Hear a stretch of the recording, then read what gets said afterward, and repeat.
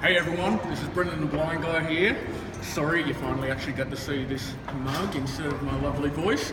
Today I'm speaking to Max here from one of my absolute favourite bands, You, Me at 6. How are you, Max? How you doing, Brendan? Good to see you again. You too? Oh, well, not really see you, but... you know, good to hang again. Obviously, his last time was 2 years ago, wasn't it? Or it's the last time we were here, actually. So which feels like an age ago now, so... Yeah, 2 years time flies, eh? Yeah, it does, really does. So it's nice to be back, though. Yeah, well, so good to have you back. So you guys are on tour at the moment for your fifth album, Night People, which I love. Yeah. Absolutely love it. I know you're only in Brisbane last night. Yeah. But you guys have been around the world and all that with the tour. How's it been so far?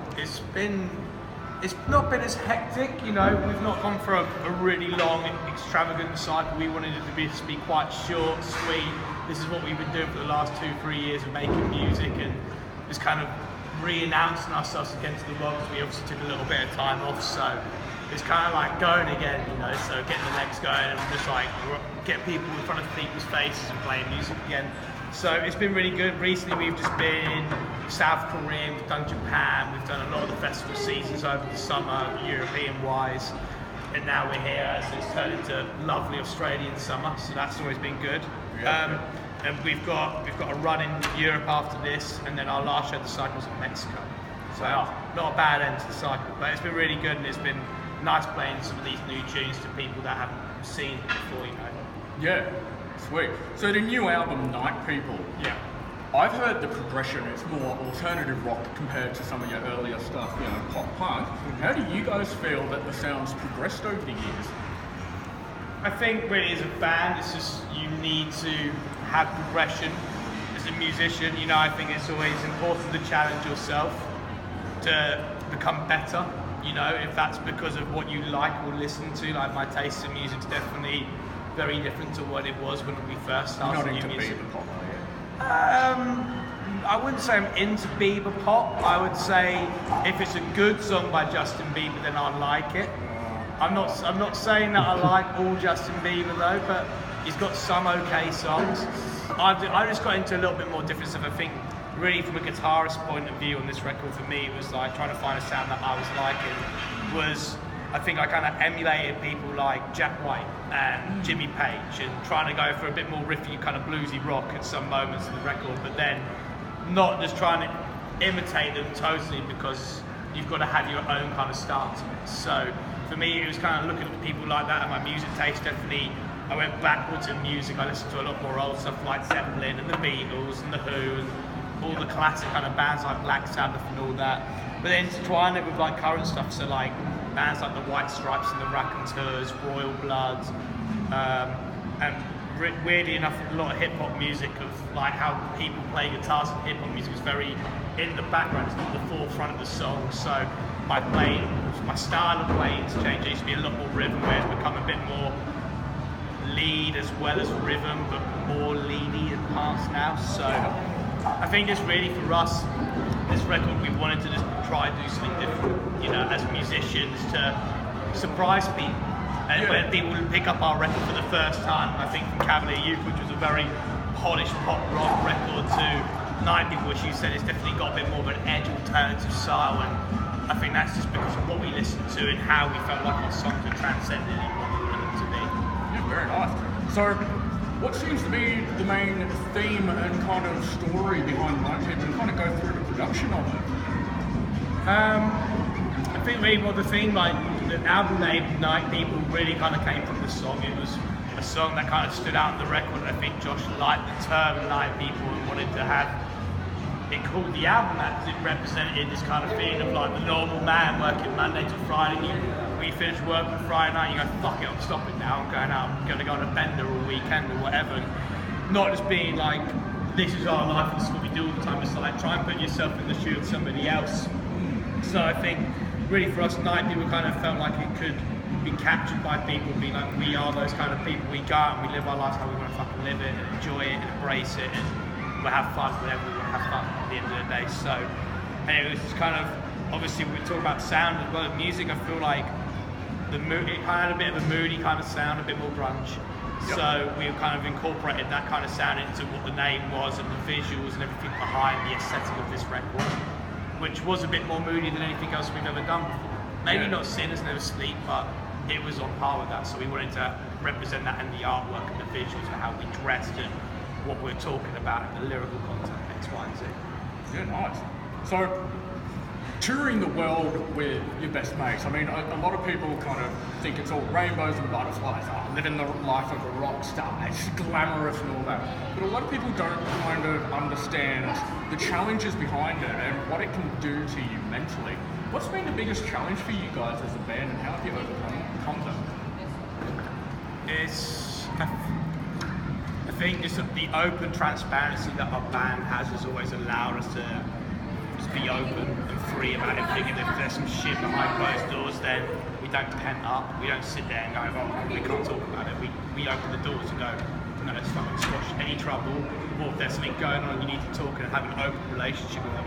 And I think for us, being a band for such a long time, we've always had that, so it's allowed us to kind of get over some of the shit that comes along the way with being in a band. Because obviously, like you were saying, it's you have your good moments, and I think everybody just kind of sees you for when you go on stage and you're playing the gig, but nobody actually sees the behind the closed door stuff of the travelling and the meetings and the bullshit that does come in the industry that you've got to deal with at times. And you know, that's all kept behind closed door, and we work on that very well between all of us. And I think it's just the healthy relationship that we've had in our band for a long time has allowed us to not get sucked away from the shit, let's just say. That's great, yeah. So, on a more happier, kind of, it's been the kind of the highlight and kind of the pinnacle of your career where you sit back and go, this is why we're a fucking rock band. When you go on stage. When you go on stage every night and you play to an audience and they're still there singing your songs back and forth and having a good time, that's what fucking matters at the end of the day. You don't have to be the biggest band, you don't have to be the smallest band. If you're playing to 500 people, you can be playing to 5,000 people or 50,000 people. As long as you're enjoying that moment of being on stage, playing songs and music with your friends, that is an enjoyment in itself, you know. There's definitely markers in our career that I'd look at and go, that's been fucking the best gig we've done and this has been great, but I try and not look at gigs anymore as they're not the same, they're different every night because you're playing to a different crowd. I don't want to try and give the same feedback every time on a gig because it's not fucking natural, is it? Something might go wrong in a gig and everything, oh, that could have been shit. It's like, whatever. It's like, I like the human imperfections that life brings because it makes it characteristic and all that. So I think for us, there's been defining moments of getting the #1 album in the UK for us, which was a big point for being a rock band. So that was good. You know, we're still here as a rock band in 2017 where not many rock musicians now sell or doesn't do as well. It's all seeming to be a little bit more electronical kind of music's taken over, but you know, at the end of the day, I think it's just, it's not, I wouldn't say it's a fad. I would just say it's going with the times, and look how it's always come back around. I just think when people have had enough of certain styles of music, it goes to the next one. And I think before this it was EDM and all that kind of style of music, and now people love hip hop and trap and grime and all that kind of stuff. But I just think people who play instruments as well, not saying they don't play their instruments, I just think artists and bands somehow manage to get through all the time. And that's always the reason why it's been bands from the 60s all the way up to now still going. Yeah, nice. Right, so me being a live music journalist and being that my main focus is #1 on sound quality from both you guys, the artists, and the sound mixers, which I think is really overlooked and underappreciated these days. Yeah. But on top of that, I focus on how you guys interact with the audience, feed off their energy, and kind of add to the atmosphere of the show. Yeah. So for people that haven't experienced your shows, those poor souls, what can you tell them about your shows? How do you address those points, and what can they expect at your shows? I would say what you expect from a U-Music show is a loud fucking gig. Yep. We like it to be loud. Not too loud so it hurts, but it's got to be loud as a rock gig. So for us, we've got to have loud drums and loud guitars and all that. So feel that kind of movement, and we very much feed off a crowd reaction. So if the crowd are going wild for some reason, it'll probably just make us go even more wild. wild on stage and it will heighten the performance. So we feed off what the crowd gives us. If the crowd are a tame crowd, then we still do our job and go out and have fun. But it just won't reach this next level that if you're going fucking apeshit, then we won't go apeshit. So that's how I think we look at it as a band, you know, like we do feed off the crowd. When you're playing songs, you want to feel that interaction between an audience and being like, they're fucking into this. You can tell when you're playing to a crowd, you can tell if they're into it or not into it. It's very obvious. So for us, when you see it happen, it's like, right, this is fucking going sick. Let's go sign. So now I've got to have the challenge of making sure I write down notes from the review, but rock out as hard as I fucking can. So those notes might not be too legible to me tomorrow, but we'll give it a go. I mean, as long as you have fun and enjoy yourself, you know. I always do it at shows. I think what the nicest thing is what you do. Like, I perfectly think what you say is right. Not many journalists comment on the sound of the show anymore, and I think that's such a cool advantage that you're sitting there just fucking embrace and listen to everything and being like, this is what I'm taking in. And I think it's definitely underlooked by a lot of people now, so it's nice to hear that you're doing what you do and still doing it as well. Yeah. This is not the first time we've met, so yeah, exactly. So if I kind of say, I'm sure you guys have got some pretty wild stories, being a British rock band touring the world with pretty wild songs and wild shows, and you make all the females swoon. And sad to say we're all taken men now. So we like to have fun and party, though. Yeah. We can still party without having to be with the ladies, that's for sure. Well, what's the first story for you guys as a band that comes to mind when I say kind of hilarious what the fuck moment? What's the one story that comes to mind? A what the fuck moment? Yeah, a real what the fuck moment that just makes you shake your head and burst out laughing.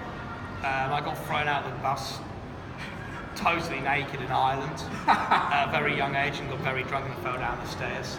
So I always look back at that and go, what the fuck was I doing then? So yeah, they locked me out and the police were there, so I was trying to run away from the police because in Ireland you're fucking done for running around indecent exposure. So yeah, that's one of my what the fuck moments. There's many more of the canister, but we'll leave it with just the one. Oh, okay. And what was that while you guys were touring? Yeah, it was a long time. It was when we did our first record, just going into the second record. So very young and very naive, and just got fucking laughs and had fun. Nice. Alright, so I've got two more questions left. Yeah. What's happening behind the scenes with you, me at Six, and what's lurking for the near future? We're already back in the studio writing new music, so we want to be coming back out next year with new material.